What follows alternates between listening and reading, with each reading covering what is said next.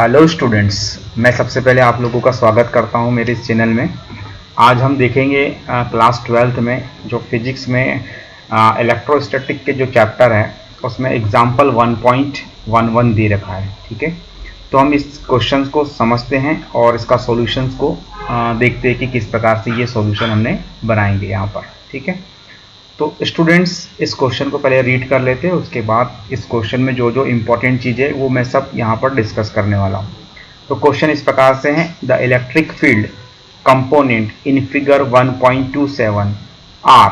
तो यहाँ पर हमें एक इलेक्ट्रिक फील्ड कंपोनेंट दे रखे हैं एक्स डायरेक्शन के लिए, वाई डायरेक्शन के लिए और जेड डायरेक्शन के लिए। जैसे कि क्वेश्चन में दे रखा है ई एक्स।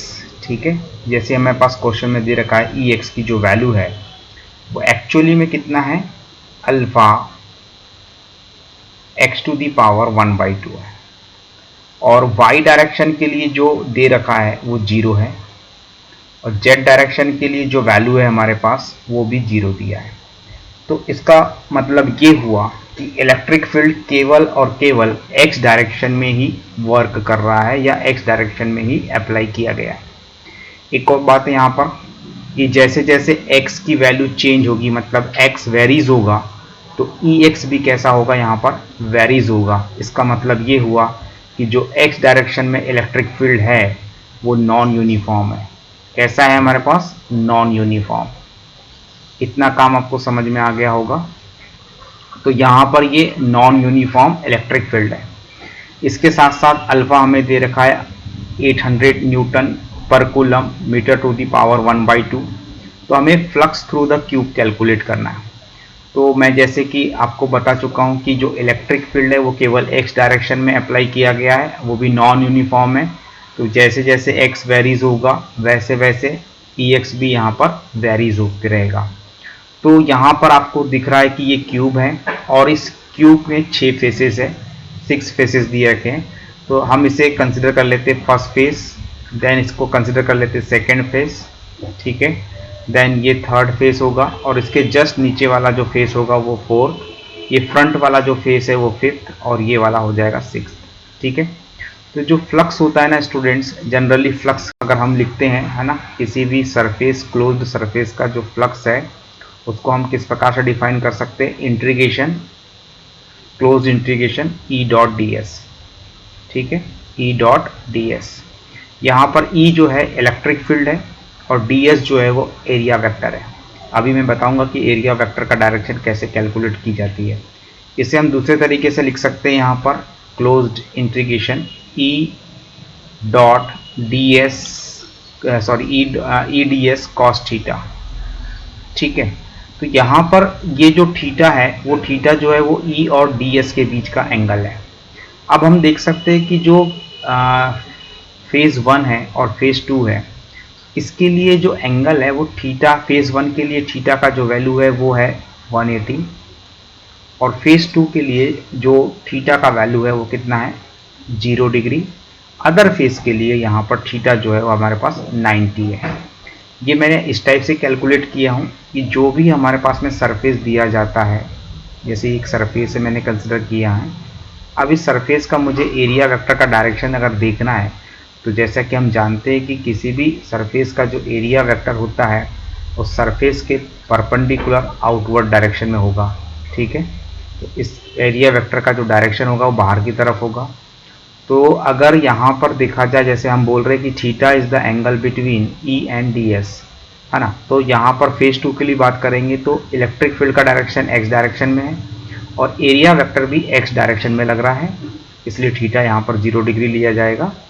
और फेज 1 की बात करें तो आप देख सकते हो कि इलेक्ट्रिक फील्ड एक्स डायरेक्शन में लग रहा है। ठीक है, पॉजिटिव एक्स डायरेक्शन में है यहाँ पर, और इसके साथ साथ जो इलेक्ट्रिक जो एरिया वेक्टर है वो इसके जस्ट अपोजिट आएगा, इसलिए यहाँ थीटा जो है 180 डिग्री। फेज 3 की बात करेंगे तो इसका जो एरिया वेक्टर है वो ऊपर की तरफ होगा और इलेक्ट्रिक फील्ड जो है पॉजिटिव एक्स डायरेक्शन में है, इसलिए इन दोनों के बीच का एंगल यहाँ theta is equal to 90 degree है। तो इतना आपको सारी चीज़ें समझ में आ गई है। अब हम इन बातों का ध्यान में रखते हुए सारी प्रोसेस को कंप्लीट करते हुए फ्लक्स को कैलकुलेशन करेंगे। एक और चीज़ कि फेज 1 के लिए जो इलेक्ट्रिक फील्ड होगा हम उसको डिनोट करेंगे E1 से, और इसकी वैल्यू हो जाएगी अल्फा a⁴ 1/2। और फेज 2 के लिए जो इलेक्ट्रिक फील्ड होगा उसके लिए E2 डिनोट करेंगे, और ये हो जाएगा अल्फा 2a⁴ 1/2। a कैसे आया, यहाँ से यहाँ तक का जो डिस्टेंस है वो a है, और 2a इसलिए लिया गया क्योंकि ये डिस्टेंस ऑलरेडी a है, और इस क्यूब का हर फेस का डिस्टेंस भी, हर साइड का डिस्टेंस भी कितना a है, तो ये a और a मिलकर कितना हो जाएगा 2a। इसके बाद हम देखेंगे यहाँ पर फ्लक्स कैलकुलेट करते हैं, तो जनरल मेथड का यूज़ करेंगे हम। तो फ्लक्स के लिए क्या आ जाएगा, फ्लक्स E इक्वल टू ये हो जाएगा आपके पास close integration E dot ds। ठीक है, तो हम इसे क्या लिखेंगे यहाँ पर, इस फॉर्मूले को इस प्रकार से लिखेंगे, this is 1 E dot ds phase 1 के लिए, फिर इसी प्रकार से इसको फेज 2 के लिए भी लिखेंगे E डॉट ds। ठीक है, और जितने भी इसके बाद फेज 3, फेज 4, फेज 5, फेज 6 आएंगे उसमें कॉस थीटा जो है वो 0 हो जाएगा, क्योंकि थीटा वहाँ 90 है, तो मैं इसके लिए अदर स्टेप्स 0 लिख दे रहा हूँ। अब यहाँ पर देखोगे कि यहाँ पर हम इसको फेज 1 के लिए E1 और फेज 2 के लिए E2, है ना। तो ये हो जाएगा आपके पास closed integration E1 ds cos theta, theta कितना रखा जाएगा यहाँ 180। देन आफ्टर फेज 2 के लिए ये वैल्यू कितनी आ जाएगी आपके पास में E2, देन ds cos 0, 180 जो होता है cos 180 -1 और cos 0 हो जाए +1, ये वैल्यू मिलेगी -E1, और अगर E1 बाहर आ जाता है तो ये area integration of ds means a² हो जाएगा। सिमिलरली यहाँ पर हम लिख सकते E2, दैट इज ये भी हमारे पास में a² होगा।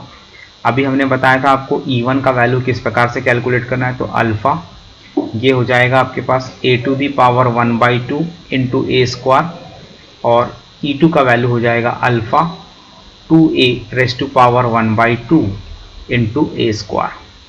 देन इक्वल टू ये हो जाएगा आपके पास माइनस अल्फा a⁵ 5/2, और ये वैल्यू आ जाएगी अल्फा √2 a⁵ 5/2। इसे हम सिंप्लीफाई करेंगे तो ये वैल्यू हो जाएगी अल्फा a⁵ 5/2 कॉमन आएगा, यहाँ -1 प्लस √2 लिख सकते हैं।